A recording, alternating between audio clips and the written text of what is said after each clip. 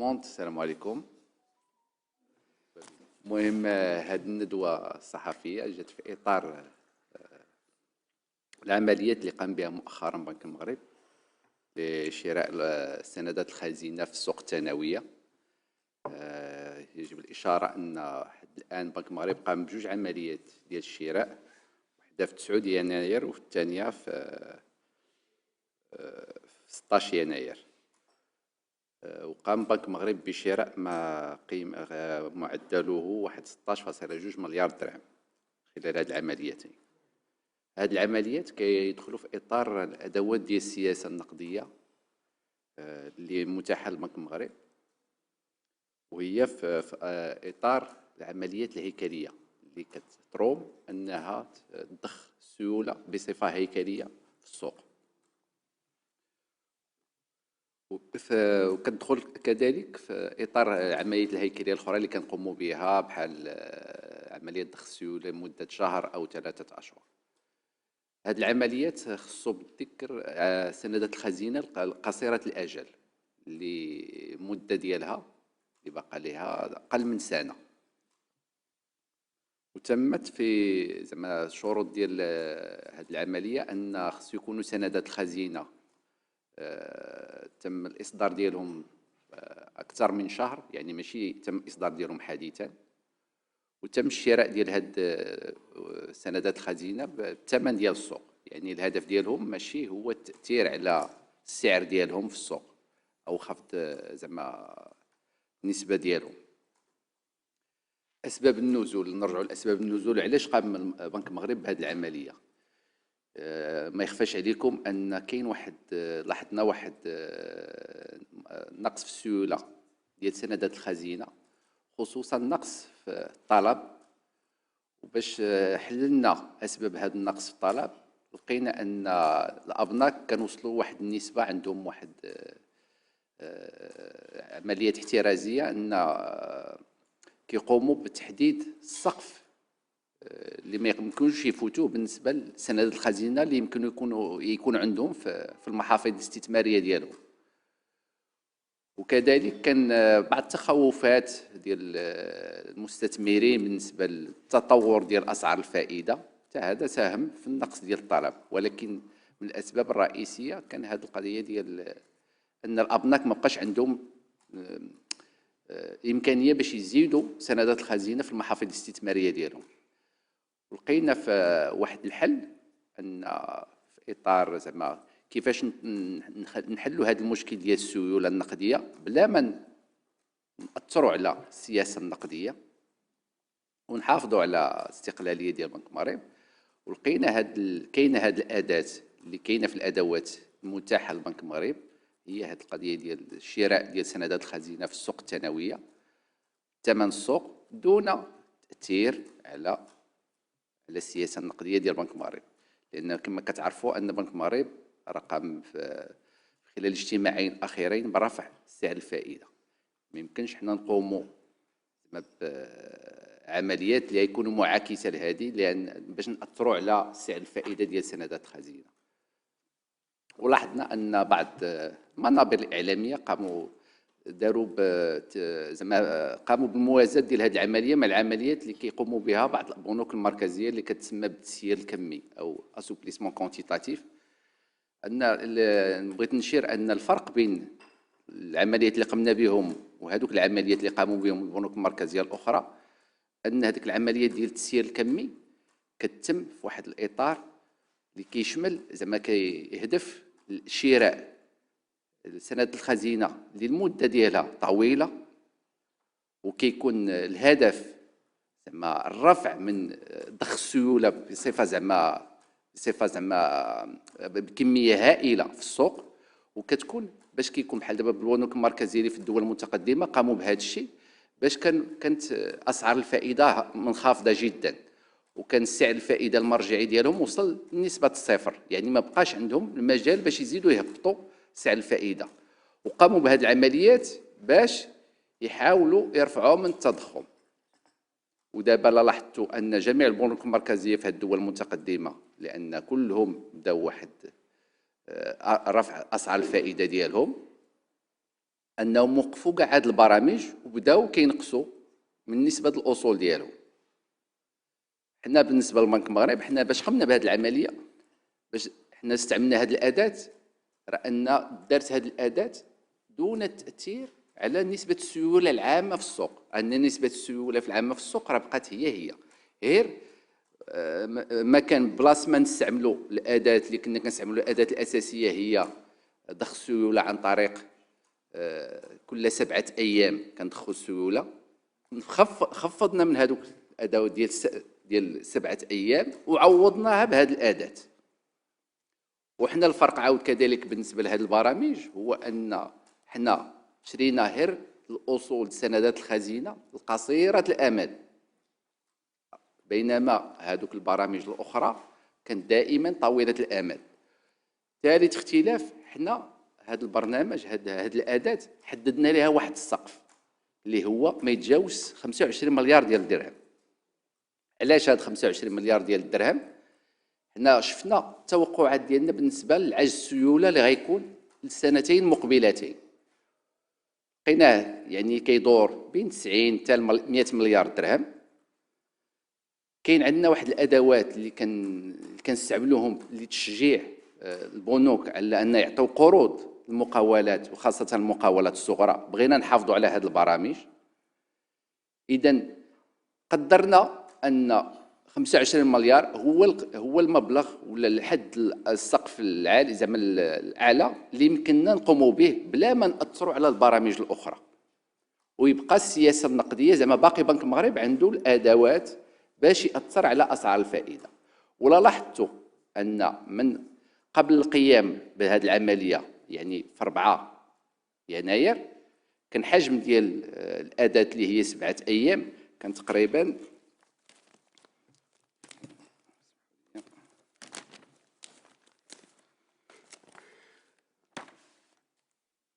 7 ايام كان تقريبا 57 مليار درهم.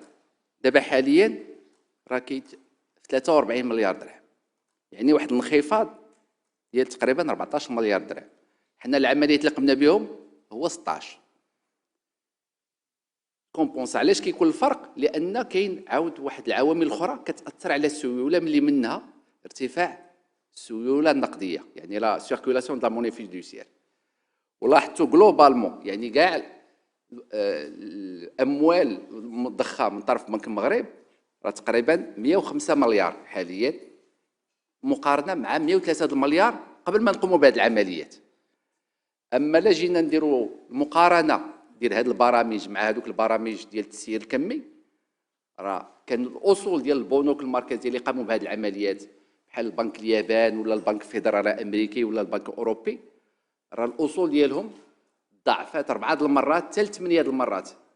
بحال البنك الفيدرالي الامريكي راه الاصول ديالو راه ارتفعوا 8 المرات. يعني باش كنقول لكم يعني الحجم ديال داك العمليات اللي كيدار والهدف ديالهم، حنا راه هذاك الشيء راه ما داخلش في ذاك النطاق، حنا راه داخله في عمليه اداره السيوله. Donc, je tiens à rappeler que Banque Maghreb il a procédé à 2 opérations d'achat de titres obligataires les 9 et 16 janvier pour un montant global de 16,2 milliards de dirhams. Ces opérations entrent dans le cadre des opérations d'open market qui visent à injecter la liquidité de manière structurelle.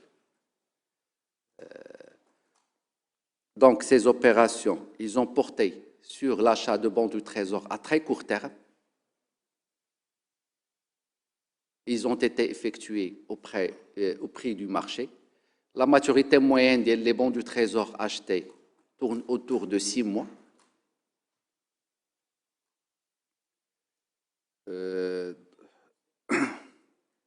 Donc, la Banque centrale, il a choisi de mettre en place cet instrument. C'est principalement pour 2 raisons. La première raison, c'est pour répondre à un constat que la Banque centrale a fait par rapport à la situation du marché des bons du Trésor. On a constaté qu'il y avait une forte baisse de la demande lors des adjudications organisées par le Trésor pour émettre des bons du Trésor. Il faut savoir que le bon Trésor émet régulièrement à travers des appels d'offres, ce qu'on appelle les adjudications chaque mardi, pour financer son déficit budgétaire. Donc, on a constaté une baisse de demande. Cette baisse de demande, on a trouvé que l'origine de cette baisse de demande émane de plusieurs facteurs, principalement l'atteinte de la limite que peuvent les banques détenir en termes de bons du Trésor. Ces limites, ils sont bien sûr fixées par les départements de risque respectifs de chaque banque commerciale. Pourquoi ils ont atteint ces limites? C'est en raison de la hausse des taux qui a impacté négativement la performance des portefeuilles détenus. Donc, la marge pour qu'ils détiennent plus de bons du Trésor, il a été amoindri de manière significative. La deuxième raison, c'est par rapport aux craintes des investisseurs, par rapport aux anticipations de l'évolution des taux d'intérêt, principalement le taux directeur. Donc, suite les deux hausses de la Banque centrale et de son taux directeur, il y avait une appréhension.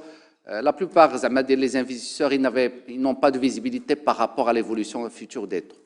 Donc, il y a un comportement normal de certains investisseurs. Ils préfèrent plutôt attendre plutôt que d'investir. Ils attendent de voir comment les taux vont évoluer avant d'investir. Donc, on a examiné comment on peut contribuer à l'amélioration de la liquidité sur le marché des bons du Trésor en essayant de mettre en place des instruments qui existent, qui ne compromettent ni l'indépendance de la Banque centrale, ni la conduite dans la conduite de sa politique monétaire. L'un des instruments à la disposition de la Banque centrale, c'est ces opérations d'open market. Donc, ces opérations d'open market, ils consistent en quoi? Ils consistent en l'achat de bons du Trésor sur le marché secondaire pour injecter de manière structurelle la liquidité. On a remarqué que plusieurs journaux ou sites Internet, ils ont fait le parallèle avec les programmes d'assouplissement quantitatif adoptés par plusieurs banques centrales dans les pays développés ou dans les pays en voie de développement. Je voudrais faire la différence entre ces programmes et le programme utilisé par la Banque centrale. Premièrement, les programmes d'assouplissement quantitatif, ils sont intervenus au départ dans les pays développés pour répondre à une situation de déflation, où les taux d'intérêt ou les taux directeurs dans ces pays-là, ils ont atteint leur niveau plancher, donc niveau zéro. Donc les banques centrales, la plupart des banques centrales, ils n'avaient plus de marge pour agir sur l'inflation. Ils pouvaient, la plupart d'eux ne pouvaient pas baisser encore davantage les taux d'intérêt parce qu'ils ont atteint le niveau zéro. Donc l'un des moyens qu'ils ont utilisés, les mesures non conventionnelles, ça rentre dans les mesures non conventionnelles, c'est d'injecter de manière massive de la liquidité sur le marché pour influencer sur le taux d'intérêt.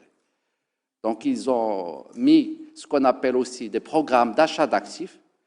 Ces programmes d'achat d'actifs, ils ont porté non pas seulement sur les bons du Trésor, mais aussi les obligations émises par les entreprises privées. Et parfois aussi les titres adossés à des crédits hypothécaires. Donc, c'est des programmes assez importants qui se sont traduits par une explosion de la taille des bilans de la plupart des banques centrales qui ont adopté ces mesures-là. Si on examine l'historique, la taille des bilans de la plupart de ces banques centrales, ils ont quadruplé, voire multiplié par 8 pour certaines. Deuxième différence par rapport à ces programmes-là, les banques centrales, ils intervenaient surtout sur la partie longue de la courbe. Ils achetaient des maturités longues pour donner l'assurance aux investisseurs que les taux ils vont rester à des niveaux bas pour encourager l'investissement. Donc, ils ont porté sur toutes les maturités. Donc, le fait que ce soit des programmes d'achat massif, ils ont influencé sur le niveau des taux. Donc, on a assisté à une baisse des taux longs de la plupart des pays où ces programmes-là ont été mis en place. Troisième différence, c'est par rapport, j'ai dit première, deuxième.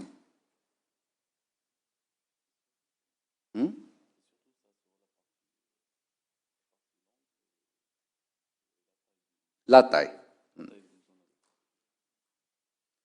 Donc, globalement, c'est ça. Donc, la taille des bilans. Donc, c'était l'objectif, c'est d'injecter de manière massive de la liquidité. Alors que le montant d'injection de liquidité globale, il n'a pas changé. La taille de bilan de la Banque centrale, il n'a pas changé. Donc, ce n'est pas les mêmes objectifs. Donc, ce n'est pas le même programme. La troisième différence, vous en avez parlé un petit peu, c'est que ça concerne le gars et les actifs, pas seulement les bons du Trésor. Donc, ils ont même acheté des obligations d'entreprise, des titres adossés, des créanciers. Donc, ils veulent un petit peu faire baisser les taux partout, et donc pour encourager l'investissement et soutenir l'économie de manière pérenne. Donc l'idée, c'est que c'est un programme, c'est un bazooka, comme c'est appelé au niveau de la BCE ou au niveau de la Fed, sachant que ces programmes-là, d'un pays à l'autre, n'ont pas vraiment donné le même résultat. Et d'ailleurs, quand on voit même ces pays-là, quand on voit les bons trésors qu'ils détiennent, alors ils détiennent une grande partie de la dette publique. Donc, ils ont même parfois créé des problématiques de liquidité dans le marché. C'est-à-dire leur objectif était d'injecter des liquidités, de faire baisser les taux, mais à un certain moment, ils ont créé un problème de liquidité parce qu'ils gardent le plus d'actifs de bons du Trésor, et donc il n'y a plus de liquidité sur le marché. Donc, ils devaient résoudre cette problématique de liquidité. Ils ont commencé à prêter ces titres au marché. Donc, ils les ont achetés dans leur bilan, et après, ils commencent à les prêter contre des commissions. Donc, parfois, ces programmes, ils ont aussi des effets collatéraux que les banques centrales essaient de résoudre. Et maintenant, comme a dit Younes, toutes les banques centrales sont dans une tendance contraire, où il y a un resserrement de la politique monétaire, et donc tout le monde a arrêté les programmes et a commencé à réduire la taille des bilans.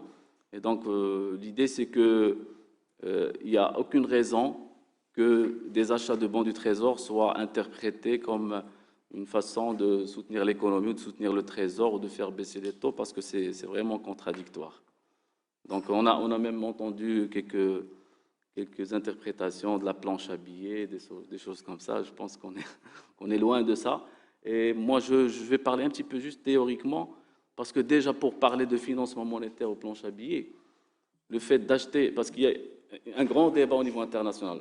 Quand la Banque centrale achète des bons du Trésor, pour qu'ils soient vraiment du financement monétaire, il faut qu'ils les détiennent de manière illimitée. C'est-à-dire, dès que ça tombe, il doit renouveler. Donc, c'est-à-dire, le Trésor ne va plus rembourser ce titre. C'est là où on parle de vraiment financement monétaire et monétisation de la dette.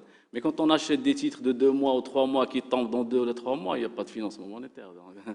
C'est l'objectif qu'on a décidé. C'est nous, la Banque centrale, elle a un rôle de contribution à la liquidité du marché, non pas seulement au marché monétaire, mais aussi au marché obligataire.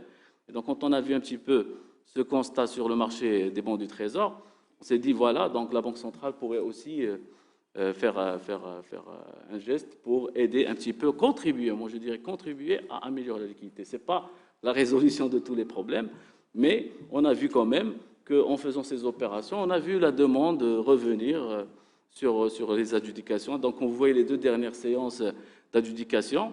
La première, 35 milliards de demandes pour le Trésor. La deuxième, 24 milliards de demandes. C'est des chiffres qu'on n'avait pas vus depuis pas mal de temps. Et donc, ça veut dire que les banques qui ont eu de la marge, de la nouvelle marge, quand on a fait ces achats-là, ils sont partis sur le marché primaire. Et donc, ça aide un petit peu à améliorer la liquidité sur le marché des bons trésors.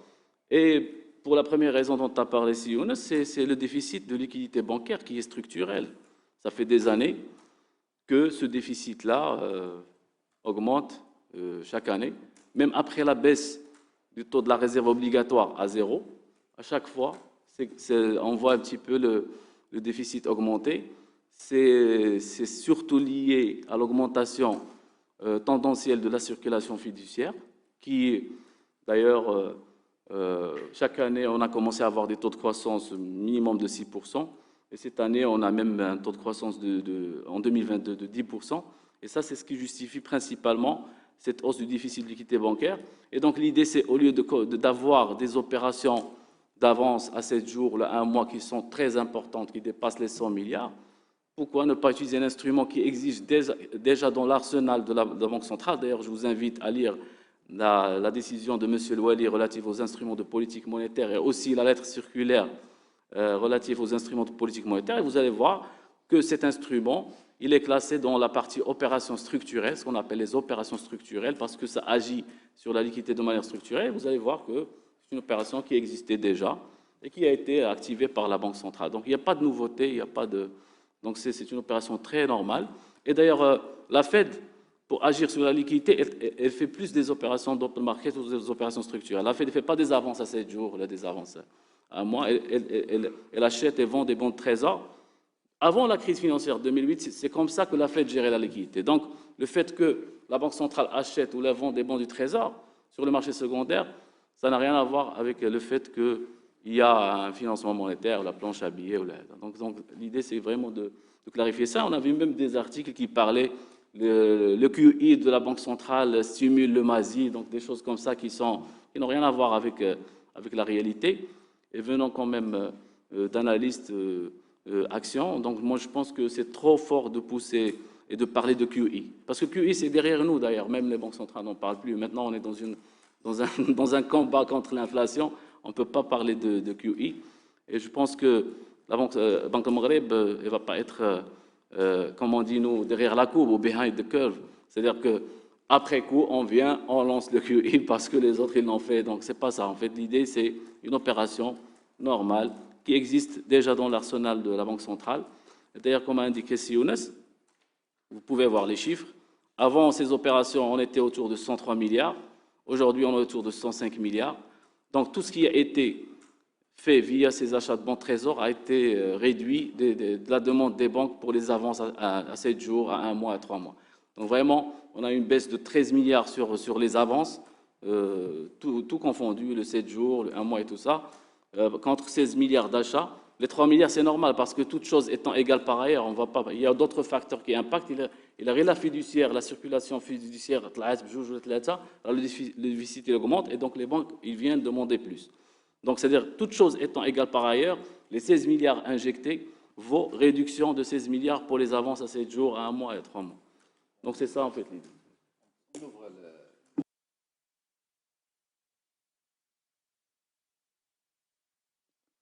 Bonjour, merci pour ces explications. Adi Hlimi, Bourse News, Finance News. J'aurais, si vous permettez, 2 questions.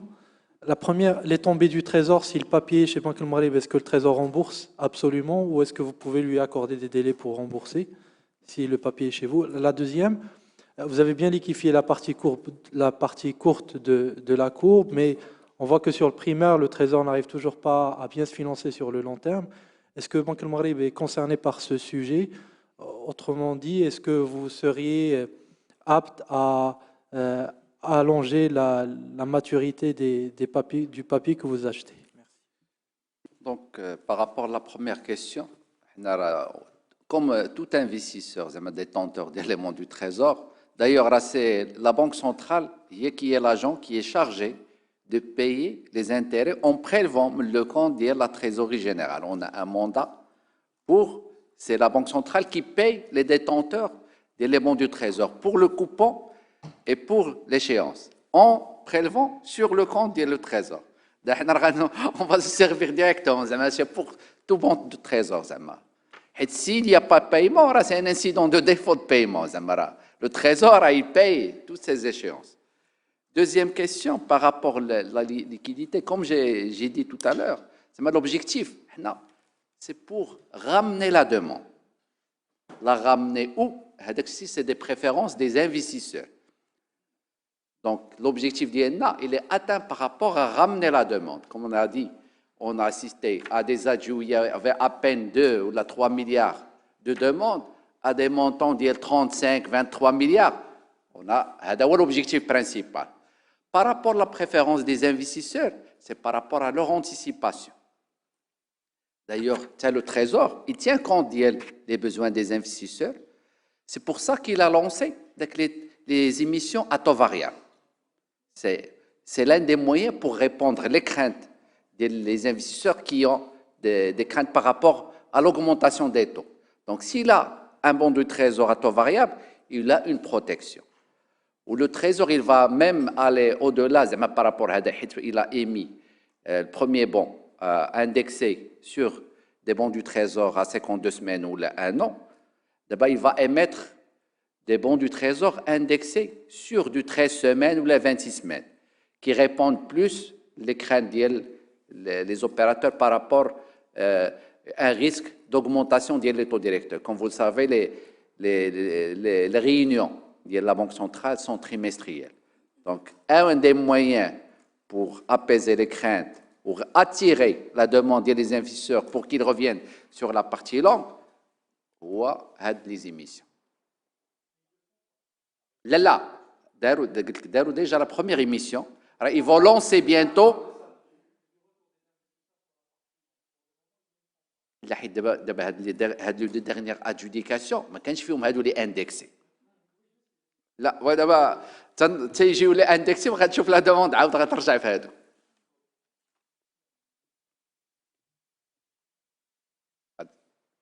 ندوزو ليمين الله يسر. Merci. Souhail Karam Bloomberg, je voulais juste revenir sur ce que vous venez de mentionner, Cyril Sami, par rapport à l'intention du Trésor de réduire un peu la maturité, c'est ça, des bons de Trésor qu'il va émettre bientôt. Il ne va pas réduire la maturité, il va émettre de nouveaux types de bons du Trésor indexés, à taux variable, indexés sur le 13 ou le 26 semaines, pour répondre aux besoins des investisseurs d'avoir une protection contre une hausse des taux potentiels des taux directeurs. Donc, il va émettre des bons du Trésor dont le coupon est indexé sur la variabilité des taux de 13 semaines. Pour ma question, s'il vous plaît, c'est vrai qu'on vit, c'est des temps exceptionnels et on va dire les prévisions de l'économie marocaine ne sont pas très, on va dire, scintillantes en tant qu'on le souhaite pour 2023. Les perspectives aussi, les pays partenaires. Et à quel point cette solution elle est vraiment soutenable? Est-ce qu'elle adresse, est-ce qu'elle va vraiment, surtout le montant que vous avez plafonné à 25 milliards dirhams, est-ce que vous êtes sûr que vous êtes sorti de l'auberge par rapport à cette problématique, justement le marché qui s'ajuste, la hausse des taux et en même temps qu'il y a un manque de visibilité par rapport à la tendance future des taux directeurs? Merci. Comme ça a été souligné, l'action, il ne va pas résoudre à elle seule toutes les problématiques, mais il va contribuer à résoudre. Comme j'ai dit, le premier constat, l'un des freins pour la demande, c'était les limites internes des banques pour détenir plus de bons du Trésor. Donc, c'est un moyen pour résoudre le problème de la limite. Le fait qu'on achète des bons du Trésor auprès des banques là, leur marge pour investir dans les bons du Trésor, il augmente dès que le montant qu'on achète. Donc, ils peuvent participer les adjus. Maintenant, on va commencer, une fois le programme, ensuite, on fait des évaluations régulières de ce programme pour avoir les impacts. Mais il ne va pas résoudre tous les problèmes. On a un contexte de maintien de l'inflation à des niveaux élevés. On doit aussi se soucier. Un programme à l'image de ce qui est fait dans les autres pays au moment de la crise d'assouplissement quantitatif, tu augmentes ta taille de bilan. Tu vas contribuer encore à augmenter l'inflation. On essaie de la combattre. Je ne vais pas mettre un instrument qui va contribuer à raviver encore les tensions inflationnistes. Déjà, le problème qui est d'abord, c'est qu'il y a un manque de visibilité ou qu'il y a les craintes des investisseurs. D'abord, le crainte par rapport à l'évolution des taux. Tu dis que si les taux évoluent, personne ne sait les taux ils vont où évoluer. Même les marchés étrangers, personne ne peut dire, les banques centrales, les qui décident de l'autodirecteur, on n'a pas une idée sur le taux terminal. Ils voient l'impact des mesures sur l'inflation. L'inflation, peut-être, certes, il commence à décélérer, mais il reste à des niveaux élevés par rapport aux niveaux cibles de chaque banque centrale. Donc, je vais augmenter. L'un des moyens, c'est parce que dire des émissions à taux variable. quelle que soit l'évolution des taux, tu as une protection. Là, ben, l'investisseur, même s'il investit, il a une protection contre une éventuelle poursuite de la hausse des taux.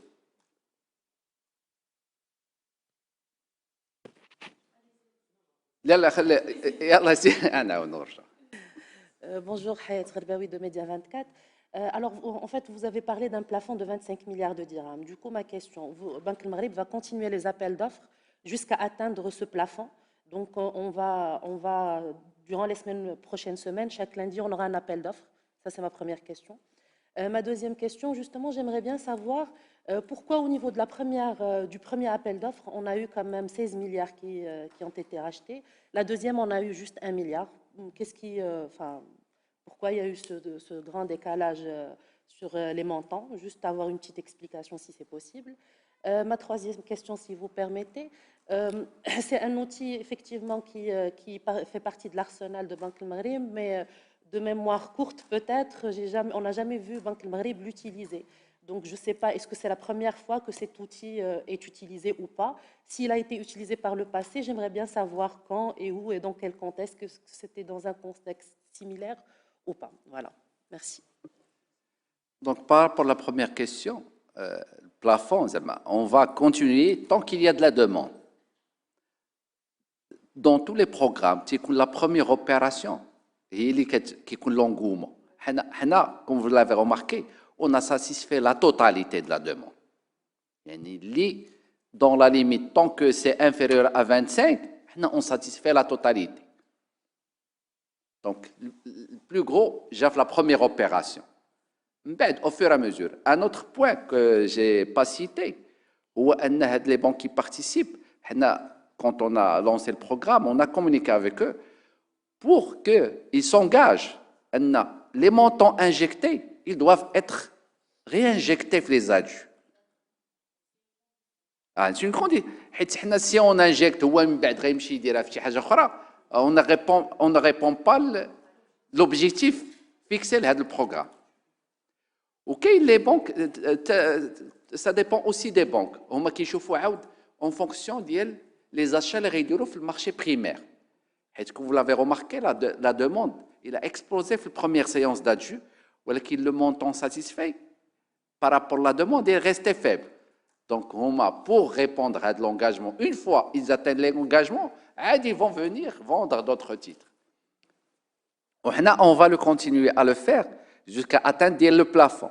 Après, le stock de titres, il va arriver à échéance. Et au fur et à mesure, de 3 mois, 6 mois, 10 mois, ils vont arriver à échéance.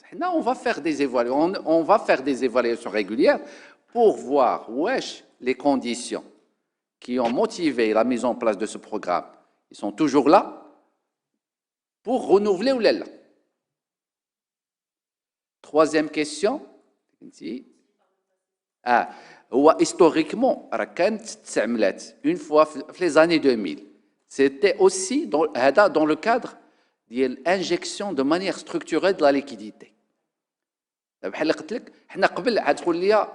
Pourquoi vous n'avez pas utilisé? On a un besoin structurel.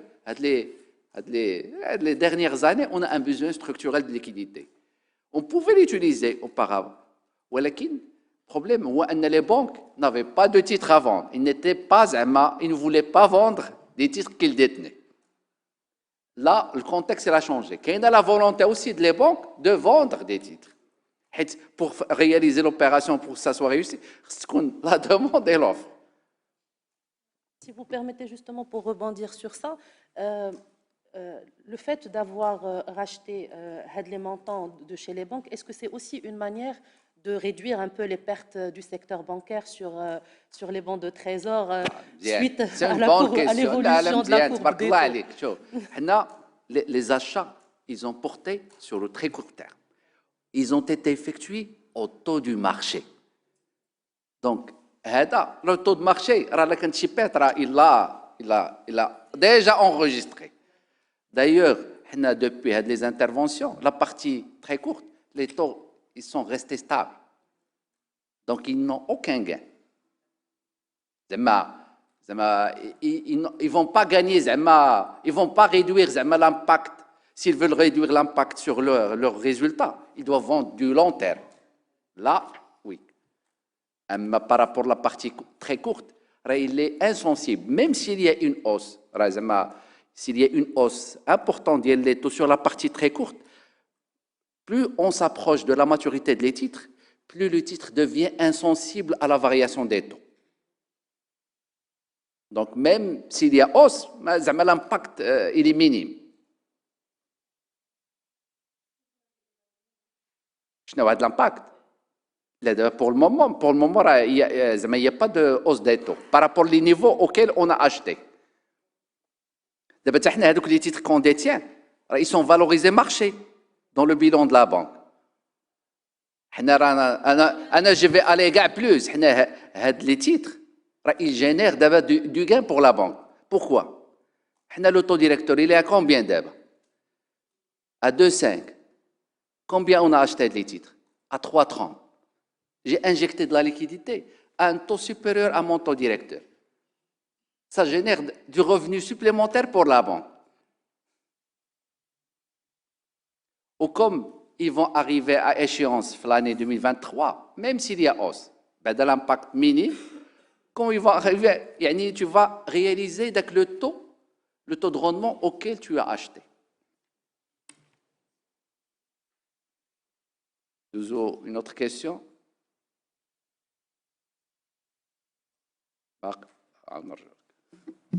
Je voulais juste rebondir sur les besoins prévisionnels. En fait, la genèse de cette crise-là, enfin, j'espère que je n'exagère pas en la décrivant ainsi. Il y avait bien sûr des maturités. Il y a un bond international, octobre, qui a dû être remboursé. Il n'y a pas eu de renouvellement. Est-ce que la situation actuelle met plus de pression sur le Trésor pour, on va dire, sortir à l'international? C'est Sami. Pour revenir, est-ce que cette situation aurait été moins douloureuse? Il ne faut pas parler de crise, il ne faut pas utiliser le mot. Là, il ne faut pas utiliser le mot crise. Par exemple, même si le Trésor n'est pas sorti sur le marché international l'année dernière, il a pu compenser, dès que l'annonce sortie, par des levées à travers des tirages bilatéraux. Ou des moyens de source financement externe, qu'il marché international, ou qu'il les agences ou la supranationales, comme la Banque mondiale, la BI, la BERD, qui peuvent financer. Il a augmenté, nettement augmenté, le recours, les financements, ce qui a permis de compenser en partie la non-sortie. D'ailleurs, il l'a remboursé sans problème.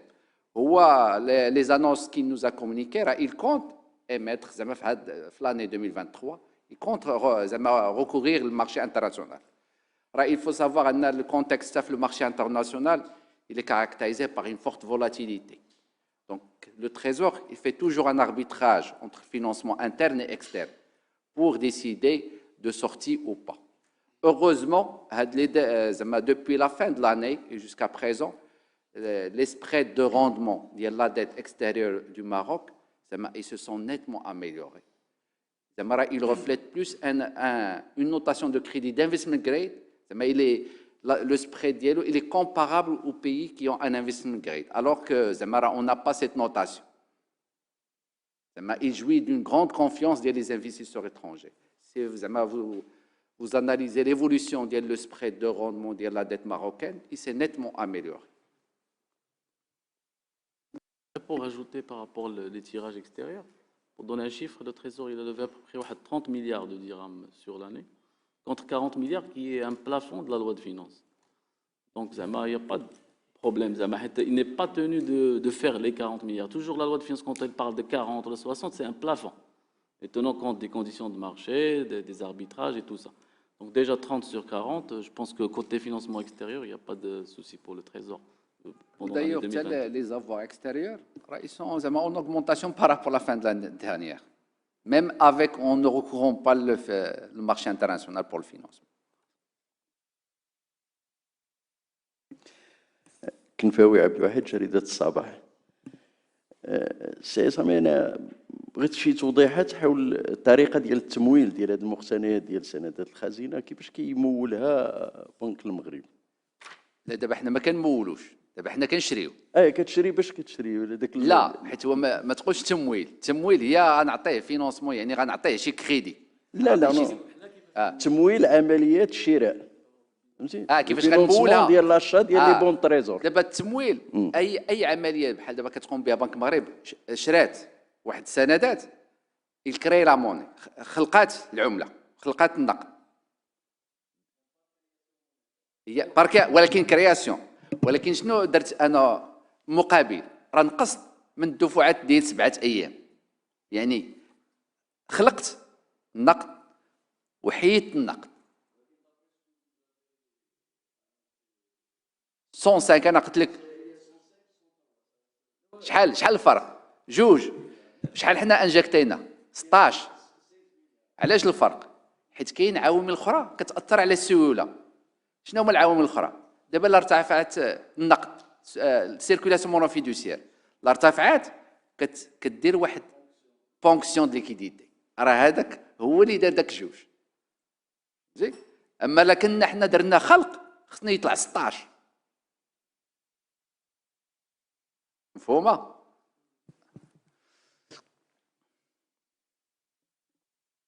Nadia Bniouraf, SNRT News. Donc, est-ce qu'on peut dire justement que c'est grâce à l'aboutissement des objectifs de ce programme que Banque Maghreb, elle peut maîtriser l'inflation et atteindre justement les objectifs et les prévisions qui ont été... c'est grâce à l'aboutissement de ce programme ou bien... دابا l'objectif ديال هذا البروغرام ماشي هو باش ناثروا على on ne va pas influencer le taux d'inflation. حنا قلت لك l'objectif ديال هذا البروغرام c'est rétablir la demande sur les bons du trésor, injecter de manière structurelle la liquidité au lieu de le faire زعما hebdomadairement. هذا هما les objectifs du programme. Sans هذا الشيء درناه de façon de ne pas nuire la conduite de la politique monétaire اللي هي la stabilité des prix. حنا on mène عندنا il y a eu des hausses ديال l'autodirecteur. حنا la cible opérationnelle ديالنا هي l'autodirecteur. Donc حنا les injections ديالنا ils doivent زعما contribuer à maintenir les taux d'intérêt proches ديال هذا l'autodirecteur. راه باش حنا كنأثروا على pour influencer le taux d'inflation, on agit sur le taux directeur. Donc, on a des opérations, je dois les mener de manière à ne pas contrecarrer l'évolution de l'autodirecteur. L'objectif d'Yelom, ils ne doivent pas contribuer à l'augmentation de l'inflation. Mais l'objectif, ils doivent combattre l'inflation.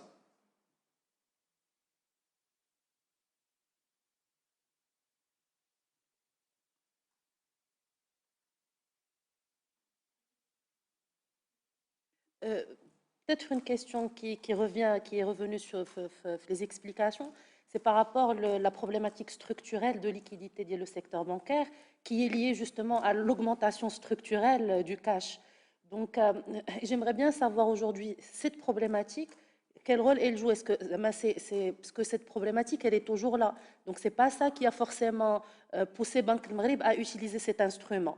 Mais je trouve que cet argument est utilisé dans les explications. Je veux juste savoir quelle est la proportion d'utilisation de cet outil pour répondre à cette problématique-là. Directement, si on veut exclure peut-être la problématique de la demande sur le marché des bons de trésor. Et s'il y a d'autres actions qui vont être faites, parce que c'est finalement le problème structurel des liquidités versus augmentation de la circulation de la monnaie fiduciaire est une problématique qui revient souvent. Est-ce qu'il y a d'autres actions structurelles par ailleurs qui sont faites ou qui doivent être déployées à l'avenir pour éviter l'aggravation de ce problème? Donc, comme vous l'avez souligné, l'augmentation des besoins de liquidité des banques, il émane de plusieurs facteurs, dont principalement l'augmentation de la circulation de la monnaie fiduciaire. Il faut remonter surtout au moment de la crise Covid.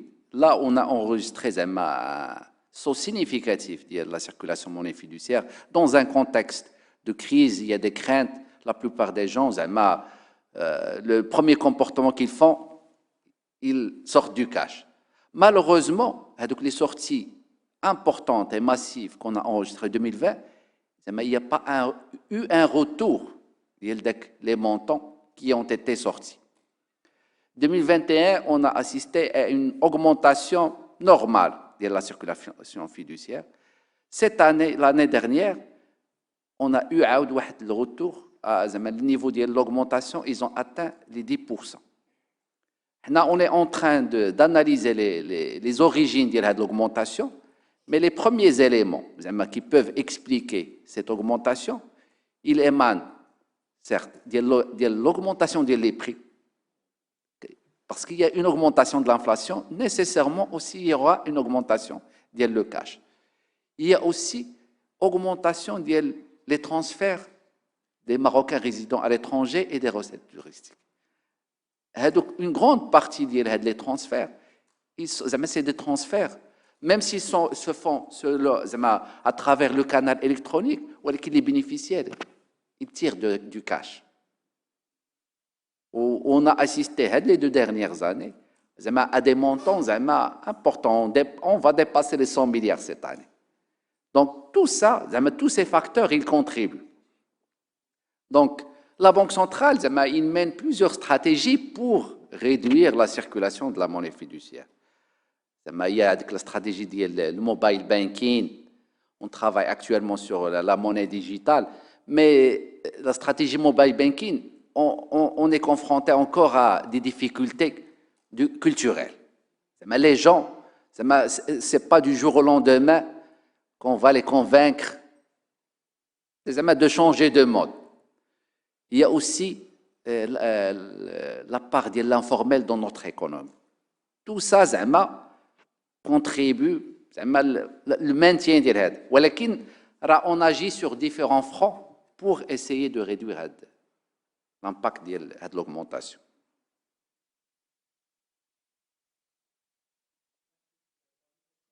Imaginez un élargissement du programme, la dette privée par exemple. Pour le moment, non. L'objectif de l'open market, il porte que sur les bons du Trésor. Il n'y a pas de problème par rapport déjà, on a 25, le portefeuille détenu par les banques très court terme, il dépasse légèrement le montant de 25. C'est l'objectif. L'objectif de ne pas nuire les autres instruments, les autres programmes. Il faut savoir qu'on a un programme de soutien de la TPME, de financement de la TPME, la priorité. Donc, si on augmente le programme, la taille du programme, ça va se faire au détriment d'autres programmes. Où je dois toujours maintenir, garder le niveau que j'injecte hebdomadairement de façon à influencer sur le taux directeur. Et si la Banque centrale met tous ces injections à travers des programmes long terme, sur un an, on n'a plus de marge d'agir sur les taux à très court terme. Donc, il y a l'équilibre entre les différents instruments qu'on doit toujours garder.